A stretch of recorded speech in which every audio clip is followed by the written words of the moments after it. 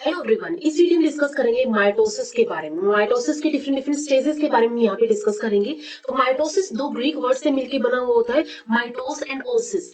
Mitos का meaning होता है थ्रेड एंड ओसिस का मीनिंग होता है स्टेट, यानी कि थ्रेड लाइक स्टेट होती है क्रोमोसोम्स की।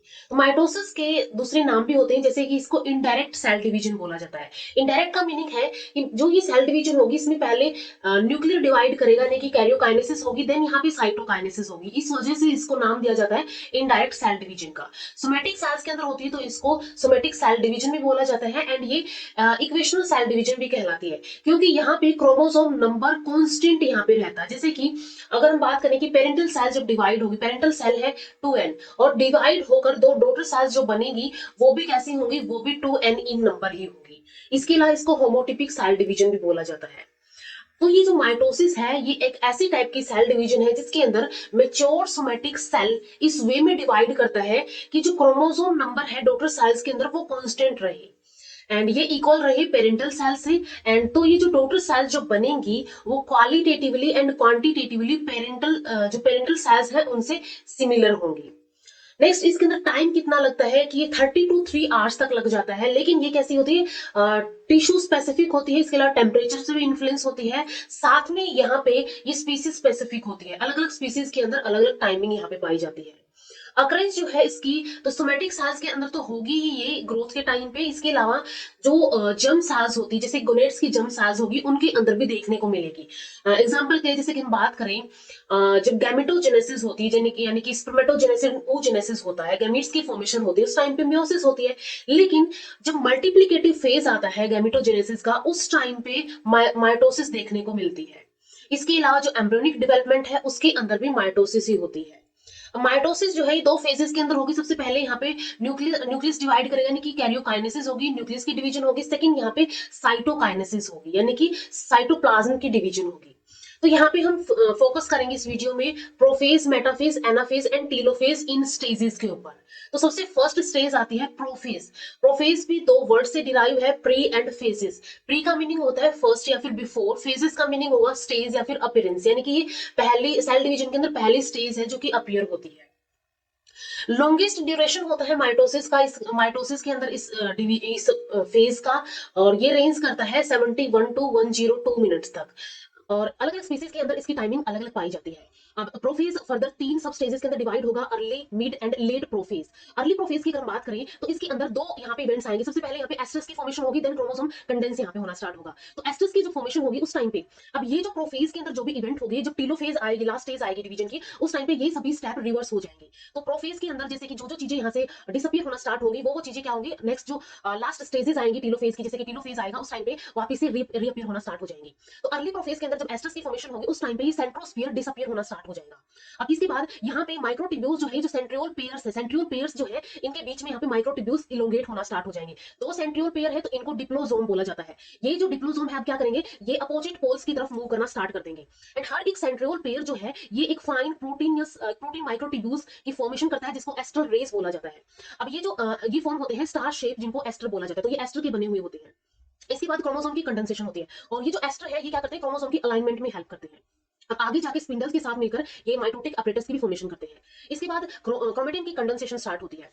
तो यहाँ पे जो न्यूक्लियर क्रोमेटिन है ये कंडेंस होगा। कैसे कंडेंस होगा, डिहाइड्रेशन यहाँ पे होगी एंड स्पाइरलाइजेशन यहाँ पे होगी, और ज्यादा ये स्पाइरल हो जाएगा और ये एक लॉन्ग थीन थ्रेड लाइक क्रोमोसोम की फॉर्मेशन कर लेता है यहाँ पे। इसके अलावा हर एक जो क्रोमोसोम है वो बना हुआ होता है दो सिस्टर क्रोमेटिन से, जैसे कि यहाँ पे दिखाई हुई है ये थ्रेड लाइक स्ट्रक्चर कुछ ऐसे यहाँ पे नजर आ रहे हैं। तो ये क्या है, ये वन सिस्टर क्रोमेटिन है, ये सेकंड सिस्टर क्रोमेटिन है। तो हर एक क्रोमोसोम दो सिस्टर क्रोमेटिन का बना हुआ होता है, एंड ये ज्वाइन होता है एक सेंट्रोमियर से। इसको सेंट्रोमियर प्राइमरी कॉन्स्ट्रिक्शन या फिर काइनेटोकोर बोला जाता है।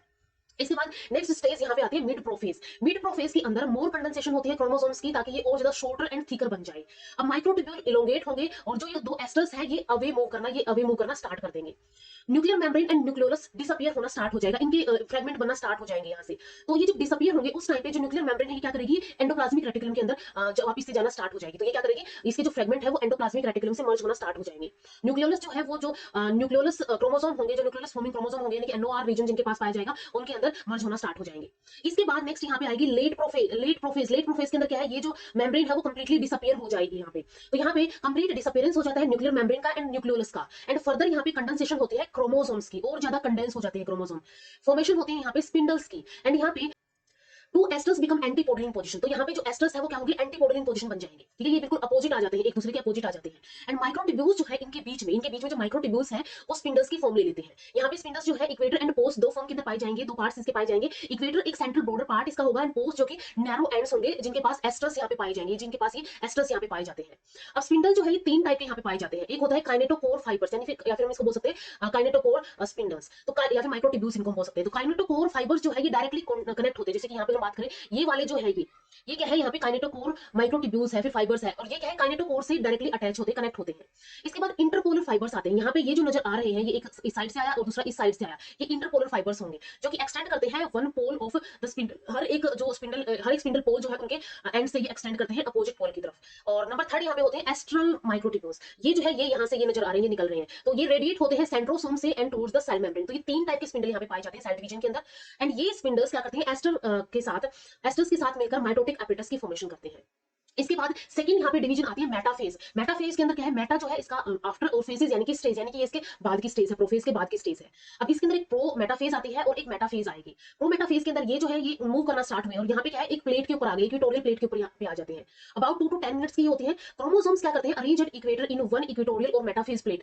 अब ये एक मेटाफेज या फिर इक्वेटोरियल प्लेट के ऊपर आ जाते हैं और ये एक इमेजिनरी लाइन होती है, arrange perpendicular to the longitudinal axis of the spindle, and ये smaller chromosomes lie near the centre of the equator, ठीक है, इक्वेटर का जो सेंटर उसकी तरफ लाई करेंगे। हर एक centromere is joined by 2 chromosomal fibre, one from each pole. हर एक पोल से यहाँ पे ऐसे आए थे, हर एक पोल से क्या होंगे, हर एक पोल से यहाँ पे आएंगे, यहाँ पे क्रोमोसोमल फाइबर्स वो क्या करेंगे, एक सेंट्रोमियर से आके अटैच हो जाएंगे, ज्वाइन हो जाएंगे। Centromeres lie at the equator while arms are directly towards the pole. Centromere क्या है, यहाँ पे आ गया है यहाँ पे, और ये जो आर्म्स है वो पोल्स की तरफ यहाँ पे डायरेक्ट कर रही है। सेंट्रोमियर क्या है, बिल्कुल एक इक्वेटर पे आ जाता है और ये पोल्स की तरफ ये जो आर्म्स है इसकी डायरेक्ट करती है। इसके बाद नेक्स्ट स्टेज आती है एनाफेज। एनाफेज यानी कि अप स्टेज इसको बोला जाता है, सिर्फ 2 to 3 मिनट्स की ये होती है। हर एक सेंट्रोमियर इसके अंदर स्प्लिट होना स्टार्ट हो जाता है। अब जैसे कि हमने देखा था कि दो यहाँ पे क्रोमोसोमल फाइबर्स आए थे, एक सेंट्रोमियर से अटैच थे, अब क्या हो जाएंगे, स्प्लिट होना स्टार्ट होंगे। तो जो दो सिस्टर क्रोमेटिड्स है have their own centromere and daughter chromosomes ऐसे फॉर्म हो जाती है। अब यहाँ पे इनका एक सेंट्रोमियर है एंड ये यहाँ पे क्रोमेटिड नजर आ रहे हैं। तो यहाँ पे क्या है, हर एक सिस्टर क्रोमेटिड जो है वो क्या कर लेती है, इनके पास अपना खुद का सेंट्रोमियर आ जाता है। Each daughter chromosome is formed only one chromatid. अब हर एक जो डॉटर क्रोमोसोम बना है वो एक क्रोमेटिड का, वो ऐसे बना है, एक क्रोमेटिड का बना है। और यहाँ पे साथ में ही क्या है, यहाँ पे ये इंटर जोनल फाइबर्स डिवेल्प हो जाते हैं इन सेंट्रोमियर्स के बीच में, ठीक है, यहाँ पे डिवेल्प हुए, यहाँ पे ये कंटीन्यूअस फाइबर है और ये इंटरजोनल फाइबर्स यहाँ पे डिवेल्प हो जाते हैं और centromeres of the daughter chromosomes के बीच में। डॉटर क्रोमोसोम्स फिर क्या करते हैं, अपोजिट पोल्स की तरफ मूव करना स्टार्ट कर देती है, इस साइड पोल्स की तरफ मूव करना स्टार्ट कर देती है, एंड ये मे बी वी शेप की होती है, जे शेप की हो सकती है, या फिर रोड शेप की होती है। एंड फाइनली लास्ट स्टेज यहाँ पे टीलोफेज आती है। टीलोफेज के अंदर क्या है, सबसे पहले अर्ली टीलोफेज आएगी, टीलो यानी कि एंड स्टेज ये होगी, ये 1 आवर की होती है अबाउट, एंड हर एक पोल के ऊपर यहाँ पे मूव करना स्टार्ट कर दिए थे। तो यहाँ पे हर एक पोल के ऊपर क्या हो जाते हैं, अब ये क्रोमेटिड्स आ जाते हैं, एंड फिर क्या होता है, एक न्यूक्लियर मेम्ब्रेन यहाँ पे, नई न्यूक्लियर मेम्ब्रेन यहाँ पे बननी स्टार्ट हो जाती है। न्यूक्लियर मेम्ब्रेन कहाँ से बनेगी, जहां से ये टूटकर मिल गई थी फ्रैगमेंट्स, यानी कि एंडोप्लाज्मिक रेटिकुलम से, तो वहीं से ये वापस से रिफॉर्म होना स्टार्ट हो जाती है। साथ में ही न्यूक्लियस भी यहाँ पे रिफॉर्म होना स्टार्ट हो जाता है एनओआर से, यानी कि न्यूक्लियर ऑर्गेनाइजिंग रीजन जो है न्यूक्लियर क्रोमोसोम्स का, उनसे क्रोमोसोम्स डिकंडेंस हो जाते हैं हाइड्रेशन एंड डीस्पाइरलाइजेशन से टू फॉर्म अ नेटवर्क जिसको न्यूक्लियर क्रोमेटिन बोला जाएगा। तो ये न्यूक्लियर क्रोमेटिन का नेटवर्क फॉर्म कर लेते हैं और जो एस्ट्रल्स एंड स्पिंडल फाइबर्स थे वो एब्जॉर्ब हो जाते हैं साइटोप्लाज्म के अंदर ही। सेंट्रियोल्स जो है ईच पोल के ऊपर वो सराउंड हो जाते हैं सेंट्रोस्फीयर से टू कंप्लीट द सेंट्रोसोम। जैसे कि अर्ली प्रोफेज के अंदर ये डिसअपीयर हुए थे, जब एस्ट्रस की फॉर्मेशन हुई थी, अब ये क्या हो जाएंगे, अब वापस से ये रिफॉर्म हो जाते हैं। तो यहाँ पे अर्ली टीलोफेज आई, फिर यहाँ पे लेट टीलोफेज आई, एंड ये दो डॉटर सेल्स की फॉर्मेशन यहाँ पे हो जाती है। तो ये सभी स्टेजेस यहाँ पे माइटोसिस के अंदर आती है। तो यहाँ पे अगर हम कलेक्टिवली देखें कि सबसे पहले प्रोफेज आई थी, प्रोफेज के अंदर early, mid and let prophase थी, जिसके अंदर क्रोमोसोम्स कंडेंस हुए थे एंड डीएनए की डुप्लीकेशन यहाँ पे हुई थी। नेक्स्ट यहाँ पे मेटाफेज आएगी। मेटाफेज के अंदर क्या होगा, एक इक्वेटर के ऊपर क्रोमोसोम लाइन अप हो जाएंगे प्लेट के ऊपर, मेटाफेज प्लेट के ऊपर। एंड देन यहाँ पे एनाफेज आएगी, early and let anaphase. Anaphase के अंदर सिस्टर क्रोमेटिड्स जो है वो सेपरेट यहाँ पे हो जाते हैं एंड वो अपोजिट पोल्स की तरफ मूव करना स्टार्ट कर देते हैं। एंड फाइनली यहाँ पे टीलोफेज आएगी, जिसके अंदर सेल डिवाइड हो जाती है दो डॉटर सेल्स के अंदर, एंड न्यूक्लियर मेम्ब्रेन, न्यूक्लियोलस, ये सभी चीजें वापस से रिफॉर्म होना स्टार्ट हो जाती है। तो यहाँ पे इसका नेक्स्ट सिग्निफिकेंस क्या है माइटोसिस का, एक तो ये कांस्टेंट नंबर क्रोमोसोम्स का मेंटेन करती है, जेनेटिक स्टेबिलिटी मेंटेन करके रखती है, ग्रोथ एंड डेवलपमेंट जो है जाइगोट की उसके अंदर हेल्प करती है, और इसके अलावा रिपेयर एंड जनरेशन में हेल्प करेगी। एसेक्सुअल रिप्रोडक्शन है, जैसे फ्रेगमेंटेशन, बडिंग, स्टेम कटिंग, इन सभी में भी ये जो है माइटोसिस अपना रोल प्ले करती है। इसके अलावा चेक सेल का जो साइज है वो ओवरग्रोन ना हो जाए, इसको भी चेक करती है कि कब इसको डिवाइड करने के लिए इंड्यूस करना है। तो ये सभी यहाँ पे हमने माइटोसिस के सिग्निफिकेंस के बारे में डिस्कस करिए, डिफरेंट स्टेजेस के बारे में डिस्कस करिए। तो इस वीडियो में इतना ही, नेक्स्ट वीडियो में मायोसिस के बारे में डिस्कस करेंगे। तो मिलते हैं नेक्स्ट वीडियो में। ये वीडियो हेल्पफुल लगी हो तो लाइक कीजिए, शेयर कीजिए अपने फ्रेंड्स के साथ, एंड चैनल को सब्सक्राइब कर लीजिए। Thank you so much.